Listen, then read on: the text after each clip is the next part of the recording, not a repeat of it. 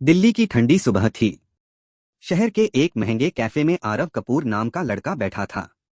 महंगे कपड़े, लेटेस्ट घड़ी और ब्रांडेड लैपटॉप, सब कुछ उसकी पहचान बताता था कि वो किसी रईस घराने से है। लेकिन अंदर से वो खाली था। सामने की शीशे वाली दीवार के पार उसकी नजर एक छोटी सी चाय की दुकान पर पड़ी, जहां एक गरीब लड़की रिया ठंड में कांपते हुए भी मुस्कुराकर लोगों को चाय दे रही थी। उसके हाथ ठंड से सुर्ख थे, मगर उसके चेहरे पर एक अजीब सी शांति थी। आरव ने पहली बार किसी गरीब में इतनी गरिमा देखी थी। अगले दिन वो फिर उसी कैफे में आया, लेकिन इस बार उसने वहां बैठने की बजाय सड़क के उस पार रिया की दुकान से चाय ली। उसने पूछा, एक चाय देना? रिया ने मुस्कुराकर कहा, कितनी चीनी डालूं साहब? आरव ने जवाब दिया, जितनी तुम्हारी मुस्कान में मिठास है। दोनों हल्के से हंस पड़े। उस दिन से आरव रोज वहां आने लगा। शुरुआत में वो बस चाय पीता था, फिर बातें शुरू हुई, मौसम, सपनों और जिंदगी की। रिया की कहानी छोटी नहीं थी। उसके पिता बीमार थे, माँ दूसरों के घरों में काम करती थी और रिया सुबह चाय बेचकर शाम को पढ़ाई करती थी।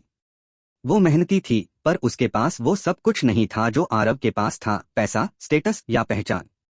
मगर आरव को उसमें एक सच्चाई दिखती थी जो उसके आसपास के अमीर लोगों में नहीं थी। वो सीधी थी, लेकिन उसकी बातें गहराई रखती थीं। आरव को पहली बार लगा कि शायद प्यार ऐसे ही होता है, जहां दिखावे की जरूरत नहीं होती। एक दिन आरव ने हिम्मत करके कहा, रिया, अगर मैं तुम्हें अपनी दुनिया में ले जाऊं तो? रिया ने हल्की मुस्कान के साथ जवाब दिया, तेरी दुनिया मुझे अपनाएगी नहीं आरव। वहां लोग कपड़ों से इंसान का वजन करते हैं। आरव ने कुछ नहीं कहा, लेकिन उसके चेहरे पर यह साफ था कि वो सही कह रही थी। कुछ दिनों बाद उसने रिया को अपने दोस्तों से मिलवाया। वो उम्मीद कर रहा था कि सब ठीक रहेगा, लेकिन हुआ उल्टा। दोस्तों ने हंसते हुए कहा, भाई ये तेरी स्टाइल नहीं लगती। किसी ने मजाक उड़ाया, किसी ने ताना मारा। रिया ने आरव की आंखों में देखा, वहां हिम्मत नहीं थी, बस चुप्पी थी। उसने कुछ नहीं कहा, बस वहां से चली गई। आरव के पास कुछ शब्द नहीं बचे थे। दिन गुजरे, आरव हर रोज उस चाय की दुकान पर गया, लेकिन ठेला खाली था। किसी ने बताया कि रिया की मां की तबीयत खराब हो गई थी और वो गांव चली गई।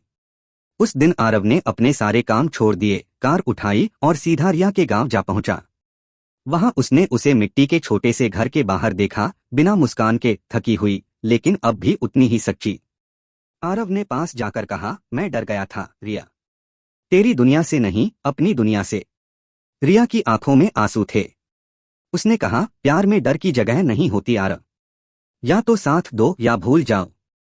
आरव ने उसका हाथ थामा और कहा, अब मैं किसी की परवाह नहीं करूंगा।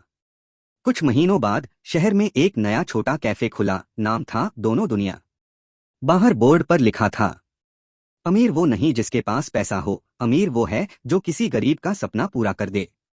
रिया उस कैफे की मालिक थी और आरव उसके साथ खड़ा था, अब सिर्फ उसके सपने का नहीं, बल्कि उसके बराबर का साथी बनकर। उन दोनों ने साबित कर दिया कि जब दिल सच्चा हो तो अमीरी या गरीबी कोई मायने नहीं रखती। प्यार अगर सच्चा हो तो दो दुनियाएं भी एक दिल बन जाती हैं।